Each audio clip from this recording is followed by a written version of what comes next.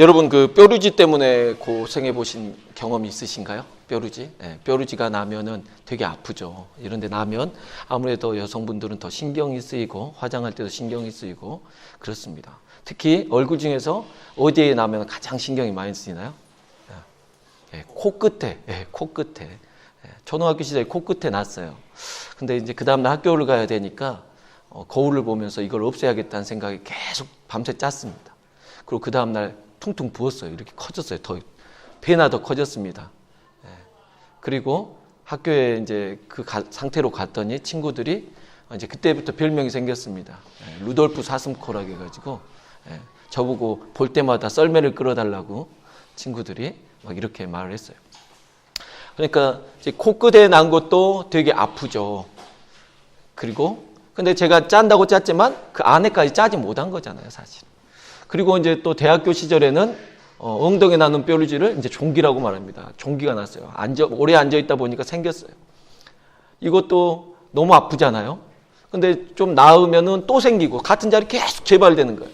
안 되겠다 해서 병원에 갔습니다. 그랬더니 의사 선생님이 이거는 근본적인 해결을 해야 돼서 수술을 해야 된다고. 수술을 정말 메스를 들고 째서 그 안에 무슨 뿌리부터 캐내야 된다고.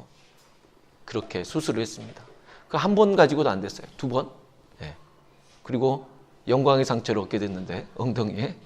그렇게 근본적인 것을 해결하고야 나서야 그 다음부터 그 부분에 다시는 똑같은 종기가 생기지 않았습니다. 마찬가지죠. 우리 상처라는 게 겉에만 보이는 것을 짜낸다고 해결되는 문제가 아닙니다. 근본적인 해결이 필요합니다. 오늘 본문에 나오는 인물은 중풍병자입니다.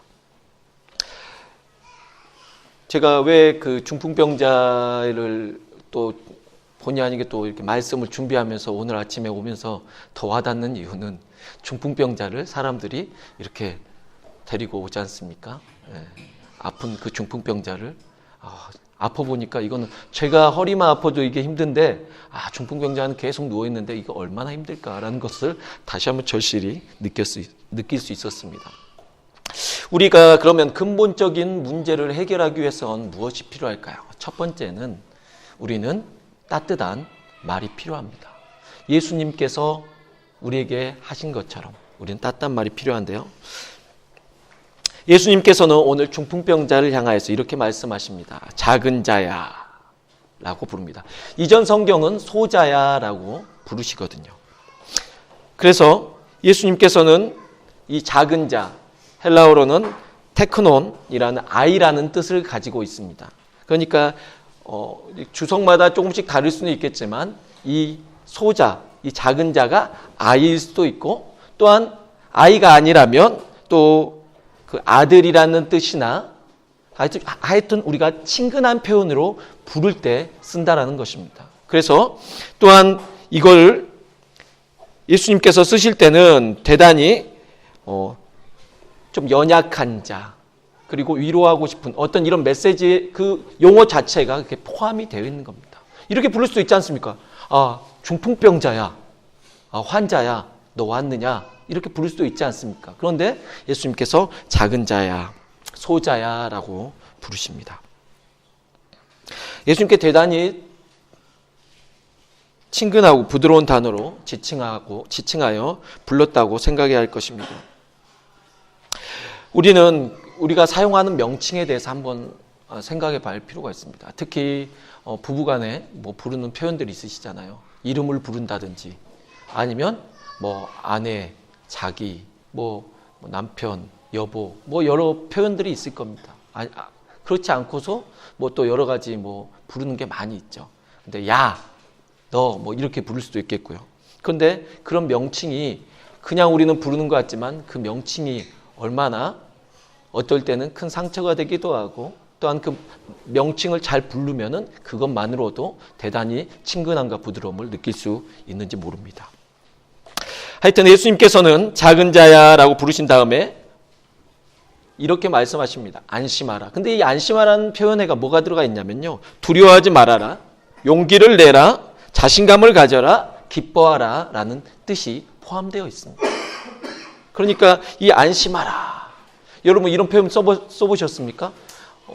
좋아, 싫어, 뭐 이런 표현 썼지만 안심하세요. 이런 표현 잘 안 쓰지 않습니까? 근데 예수님의 이 안심하라라는 표현에 정말 그 자상하고 예수님의 그 마음을, 그 근본적인 그 사람의 마음을 어루만지는 그 표현이 들어가 있다라는 것입니다. 이는 그 주변 환경과 주변 사람들과 죄책감에 시달렸을 중풍병자에게는 큰 위로의 부름이었습니다. 당시 시대적 상황 속에서 죄와 병은 상관관계가 있다고 유대인들은 믿었습니다. 특히 중한 병일수록 그 사람의 죄는 크다고 정죄하였던 시대였습니다. 만일 작은 자가 아이라고 한다면요, 아이가 태어나서 죄를 지어봤자 얼마나 지었겠습니까? 그런데 중한병에 걸려 있다는 것만으로 얼마나 죄책감 가운데 살아야 했겠습니까? 이처럼 죄책감과 죄의식 속에서 살아왔을 중풍병자에게 예수님께서는 내 죄사함을 받았느니라 라고 말씀하십니다. 우리가 생각할 때 네 중풍병이 나았으니 침상을 가지고 집으로 가라 라는 말이 더 듣고 싶은 말일 것입니다. 그 이유는 우리는 그 중풍병자의 외적인 상태만을 보며 우리는 생각하기 때문입니다. 그러나 예수님께서는 베드로의 장모를 치유하셨을 때도, 나병 환자를 치유하셨을 때도 그랬듯이 치유보다 내적인 치유, 곧 내면의 치유를 먼저 해주기를 바라신 것입니다. 과연 중풍병자가 치유되어 침상을 가지고 걸어나가는 것만으로 그 사람의 문제가 해결될까요?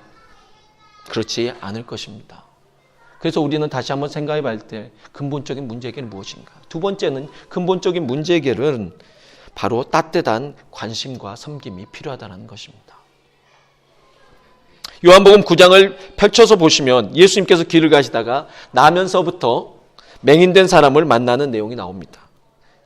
제자들은 라삐어, 이 사람이 맹인으로 난 것이 누구의 죄로 인함이니까? 자기니까? 아니면 그의 부모니까? 라고 물어봅니다.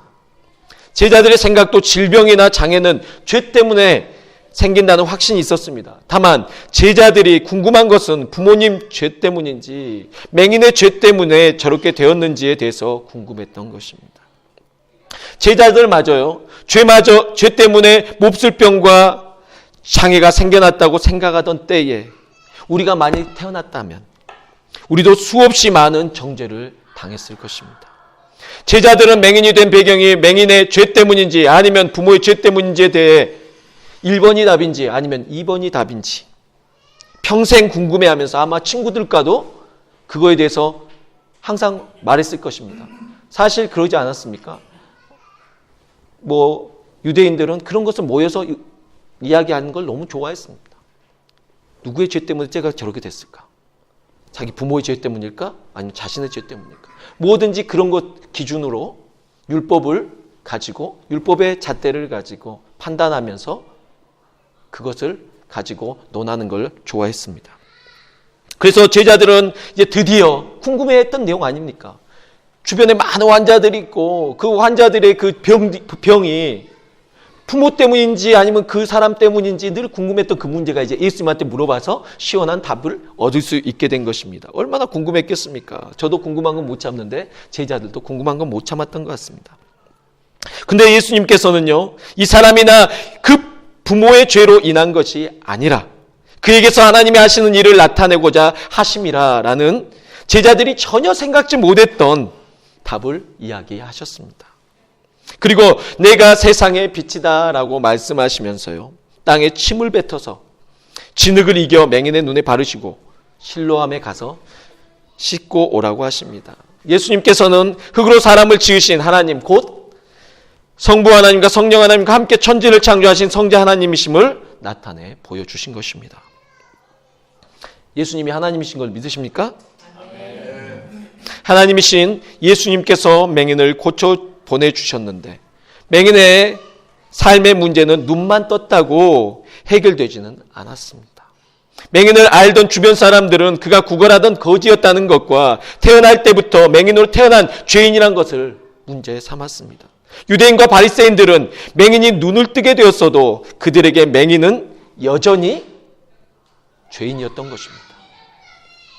그렇다면 다시 우리 본문 마태복음 9장으로 돌아왔어요. 중풍병자에게 한번 돌아가 보겠습니다. 중풍병자에게 만일 네가 죄시움을 받았다 돌아가라 이런 표현이 아니라 네 침상을 가지고 돌아가라. 네 병이 다 치유됐다. 뭐 이렇게 말한다면 더 쉬웠지 않겠습니까? 그렇다면 그 문제가 해결됐겠냐는 것입니다.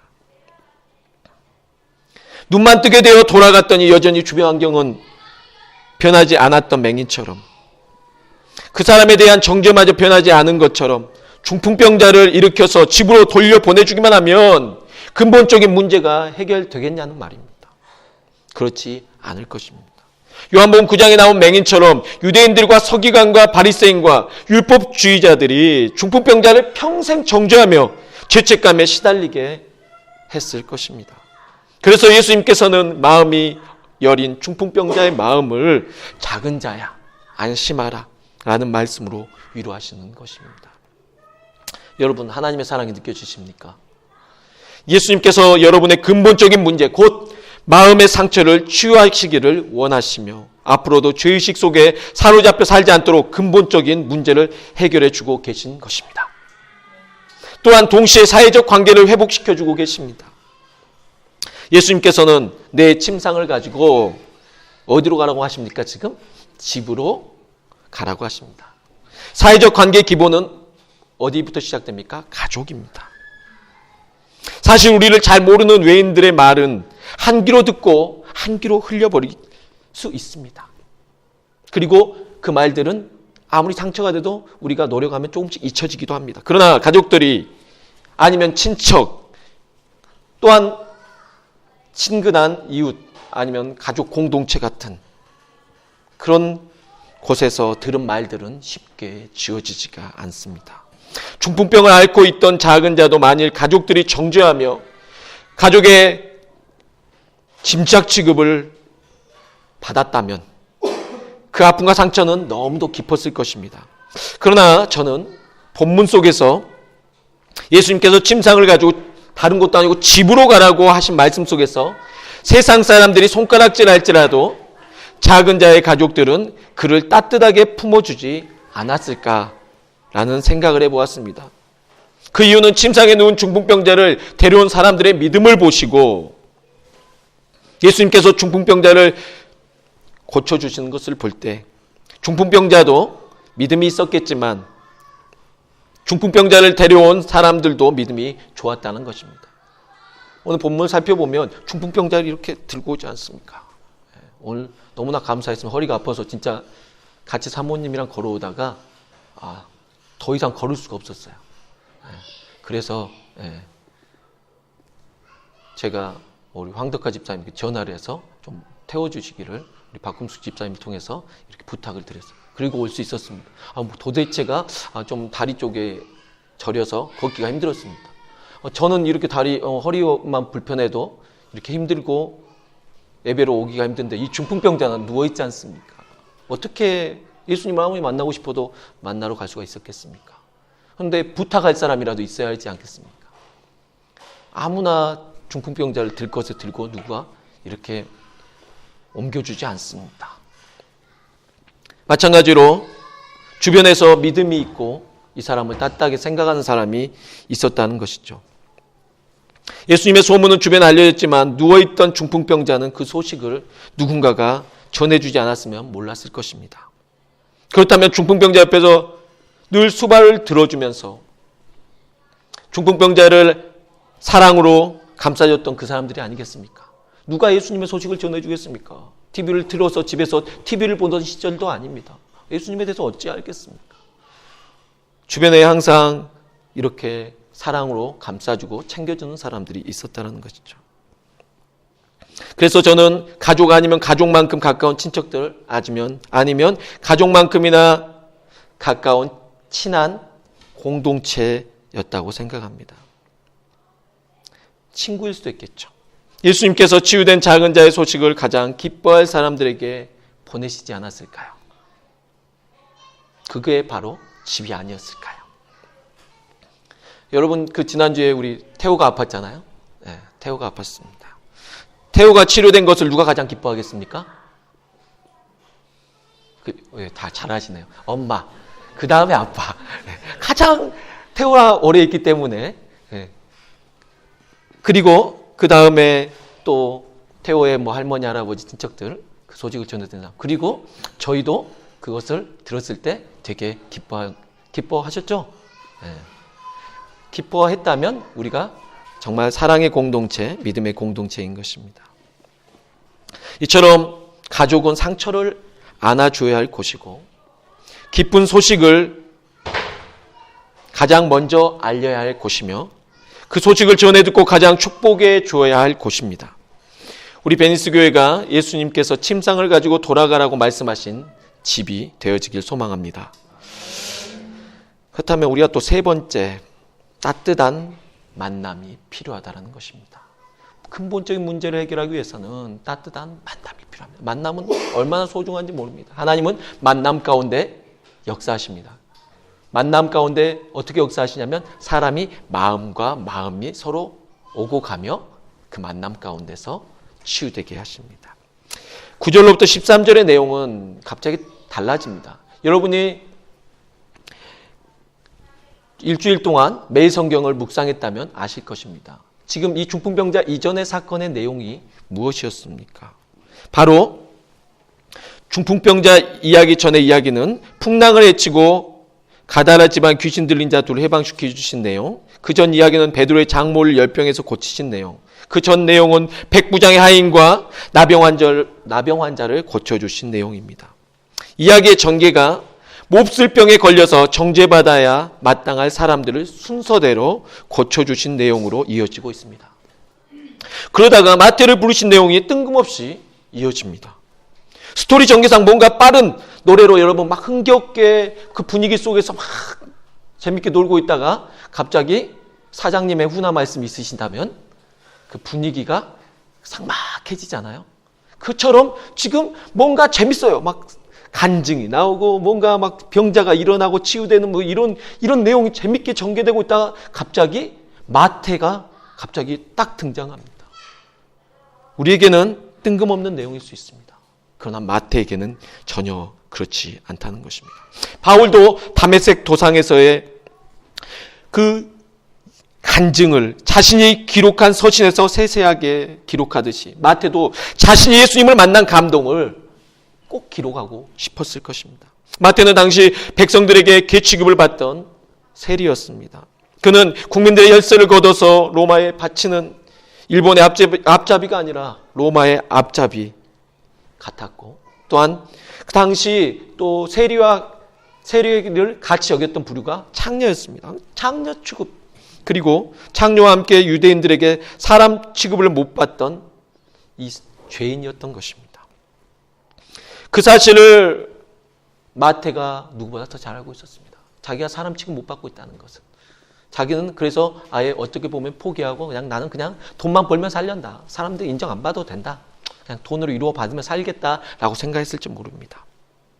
나병 환자, 열병 환자, 중풍병자와 같이 중한 병자들을 고치시기에도 바쁜 일정 속에서도 예수님께서는 구절을 보시면요, 지나가시다가 마태라는 세리가 앉아서 일하고 있는 모습을 보시고 나를 따르라고 말씀하셨습니다. 여러분, 예수님께서 지나가시다가 우연히 그냥 보셨을까요? 그건 아닙니다. 마태가 기록하시고 싶었던 것은 그냥 우연찮게 예수님께서 나를 찾아오신 게 아니라 예수님께서 자신을 사랑하여 자기를 만나려고 이 바쁜 일정 가운데서 병자들을 막 고쳐나가는 가운데서 자신을 만나러 오셨다는 이 감동된 기분을 기록하고 싶었던 것입니다. 그래서 더 마태는 다른 곳에서는 레이로 기록이 되고 있지만 자기 마태라는 이름을 쓰면서 정확하게 자기가 죄인된 자임을 고백하는 것입니다. 사실 레이라는 이름은 우리가 유대인들이 쓰는 이름입니다. 레이지파 많이 쓰지 않습니까? 그런데 마태라는 이 용어를 쓰면서 자기는 죄인이라는 이 표현을 쓰는 것이죠. 예수님이 지나가신 것이 과연 우연입니까? 그리고 예수님께 우연처럼 다가오셔서 너는 나를 따르라라고 말씀하시겠습니까? 그냥 지나가는 아무 사람 붙잡고 너는 나를 따르라라고 말씀하시겠습니까? 얼마나 마태가 감동됐겠습니까?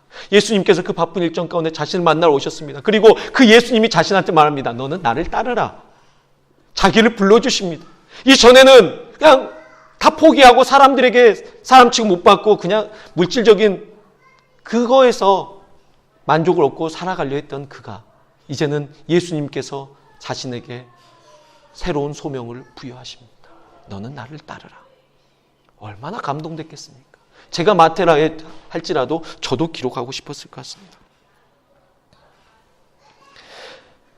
마태는 자신이 먼저 예수님의 소문을 듣고 궁금해서 따라 나선 사람도 아니었습니다. 그는 그냥 일하고 있었습니다. 나다나엘이 무화과 나무에 있을 때 나다나엘을 먼저 보시고 나다나엘의 속마음까지 훤히 아신 예수님을 만나 감격하였던 것처럼 자신에게 먼저 다가오신 예수님과의 만남을 잊을 수가 없었을 것입니다.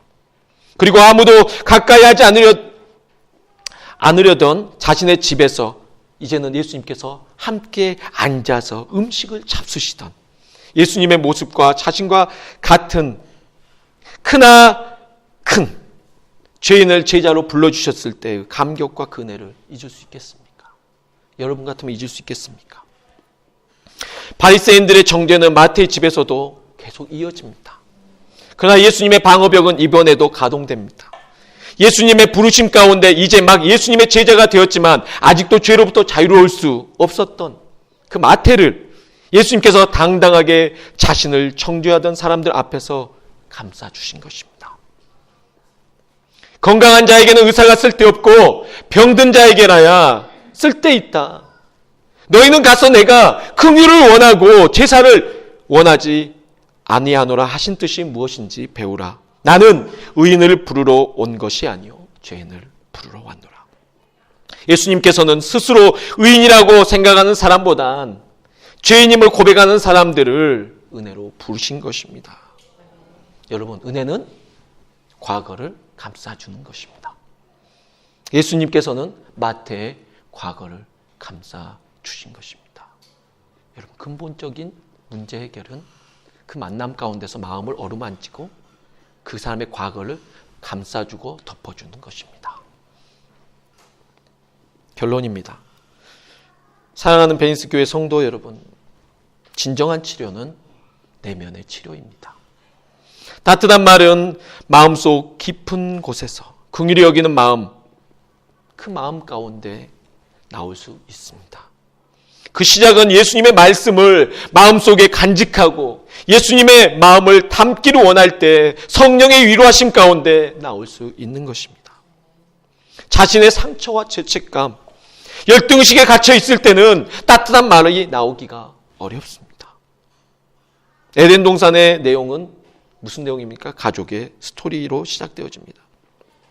하나님께서는 가족이 바로 서기를 진심으로 원하십니다. 가족은 잘못을 서로에게 탓하며 원망할 때 문제가 시작되어지는 것입니다. 따뜻한 가족의 시작은 중풍병자의 침상을 들어주듯이 가족 구성원의 아픔과 상처를 서로 짊어지며 그 문제를 해결하기 위해 믿음으로 함께 기도하며 예수님께 나아가는 것입니다. 따뜻한 만남은요, 예수님을 만났던 첫사랑을 떠올리는 것입니다. 여러분, 우리의 근본적인 문제가 해결되기 위해서는 여러분 항상 우리가 떠올려야 했겠습니다. 우리 신앙에 뭐가 문제가 생겼습니다. 적색불이 켜졌어요. 그러면 우리가 뭘 떠올려야 되냐면 개구리가 올챙이 쪽을 떠올려야 됩니다. 신앙의 문제는 항상 교만해질 때 생깁니다. 자신이 예수님을 만났던 그 감격의 그 시절로 돌아가지 않으면 회복되기 어렵습니다. 그래서 첫사랑을 회복하라고 말씀하십니다. 마태가 자기의 가장 멋있는 모습을 기록하지 않았습니다. 자신이 죄인 되었을 때, 가장 죄인 되었을 때, 왜 마태가, 여러분 잘 생각해 보십시오. 왜 그 뒤에다가 놔뒀을까요? 앞에 부분에 다 죄인이에요. 중풍병자, 열병 환자, 나병 환자, 그러다가 자신이에요. 그 말은 무엇입니까? 자신은 그 당시에 가장 천대받던 사람들, 죄인들 중에서도 가장 마지막에 나는 더 큰 죄인이고 나는 흉악한 죄인이다. 나는 나병 환자보다 더 천대받아야 할 죄인이고 그런 내가 하나님 앞에 구원을 받았다라는 그 감격으로 쓴 거 아니겠습니까? 그러면서 자신의 지난날의 과거, 예수님을 처음 만났을 때 그때로 돌아가지 않습니까? 여러분, 신앙이 우리가 바닥을 칠 때 우리가 신앙이 다운될 때 우리가 회복될 수 있는 그 길은 무엇이냐면요. 과거, 우리가 예수님을 처음 만났던 그 첫사랑을 회복하는 것입니다. 만일 아직도 예수님을 만난 그 경험이 없으시다면 오늘 아니면 앞으로 여러분이 예수 그리스도를 만나게 되기를 소망합니다. 만일 여러분의 구원의 감격과 기쁨이 없다면 예수 그리스도께서 당신의 죄를 대신하여 십자가에 달려 죽으시고 당신을 죄와 사망의 권세로부터 자유케 하셨음이 믿어진다면 당신은 중풍병자처럼 죄에서 구원을 받은 것입니다. 이 중에서 만일 그런 아직 감격이 없으시다면 하루속히 예수 그리스도를 인격적으로 만나시고 그런 감동에 이 마태가 누리는 그 감동 가운데 젖어들게 되기를 소망합니다. 마태가 죄인이던 자신을 죄에서 건져내어 제자 삼아주신 예수님과의 만남을 잊지 못한 것처럼 여러분의 가슴 속에 예수님과의 따뜻한 만남이 영원히 기억되시길 간절히 축원합니다.